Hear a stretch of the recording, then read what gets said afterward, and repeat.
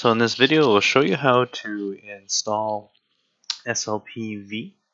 The version we're installing here is SLP-V 3.06e. So once you've downloaded the zip file, unzip the files, and you'll be left with installation program SLP-V only and the license file. So we'll go into installation program SLP-V only. We'll run the installer. We'll right click and go install. We'll walk through the wizard here. We'll go next. We can leave it as the current name and organization. We'll go next. So here you have some options. You can either install as a client server. Now if you have it as a client server, ideally you should be installing it on a computer that's always on. So a server setting that allows you to have additional functions. If you install as a client, that means that you are already installing it on an existing network that has a server and that has a client server version already installed, and you're only using it as a client to access that database.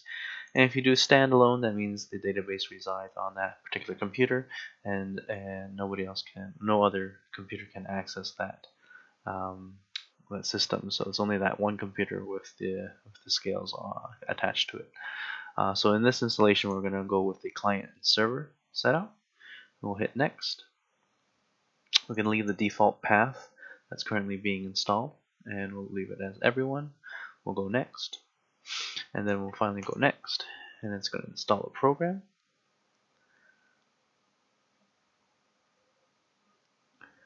Once it's about finishing installing, it's going to pop up this menu here. We're going to change the default setup to Canada. We're residing in Canada. If you have a already saved setup file, you can choose select setup file and find the saved setup file. Since I don't have one, I'll use the default one. Language, you can change it. I'll just leave it as English. And same idea, select UI setting file if you have already one saved. So this one's important. It's the license file. Sorry for that. The license file is important, so we'll go into our download again under the SLP-V. We'll go into the license file. We're going to copy this license file, and then we're going to go into because the SLP-V has partially been installed, but we just got to finish the setup of it. We're going to go into the Ishida folder. So I'll move this aside. This is the local C drive program files x86 Ishida. There's going to be an SLP-V folder. We're going to right click and paste our license file. And now it's actually asking us to replace the existing one. We'll say replace, and we'll say continue.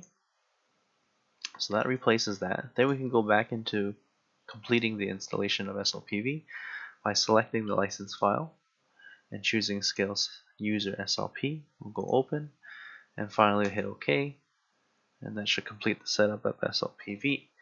So we'll see it back here. We'll minimize this, minimize that. So we see it here, installation complete. We'll click close. So now if we go into the SLP-V installation, which is currently here under the program files x86 Ishida SLP-V, first thing we need to do, we need to set up our scale setup. So we'll go under the pink program SLP setup utility. We'll double click. We'll log in as administrator, and then we'll go under scale setup. We'll delete the first one that you see here. We'll go delete, say OK, and then we start populating this scale setup section. So let's say I had a UE5, UE7, start populating the IP address 192.168.1.7. We'll go OK. You can keep the name as it is, or we can just make it a little bit more unique. We'll add in the word meet, department, DEPT, and then we'll enable comm logs. What this does, first enable scale, you have to have that checked off in order to talk to the scale, and then enable comm log is important as well in case you have errors in communicating. It'll log all the errors in a folder, in the Ishida folder. Everything else you can leave as default. We'll hit OK. If we need to add another scale, we'll go add, choose the scale type. Let's say it's UE5 or 7. We'll add in the other IP address 192.168.1, and let's say 8. And go OK.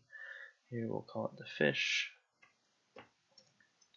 department. Enable comms logs. We'll hit OK, and we'll go exit. And then from here we can close this. We'll say OK here. And if we go under running the main SLP-V program, we'll log in as administrator. And then if we go under scale network status, you'll see my two scales that are there. However, I don't actually have these scales connected. If they were connected, you'll see connected here, and they'll say both, indicating yes.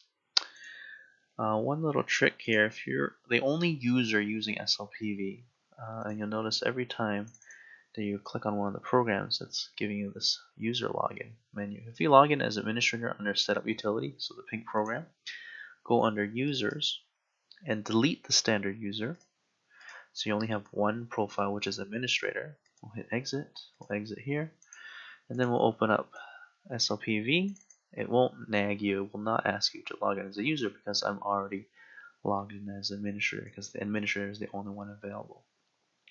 So that's a quick basic setup of SLP-V. Thank you.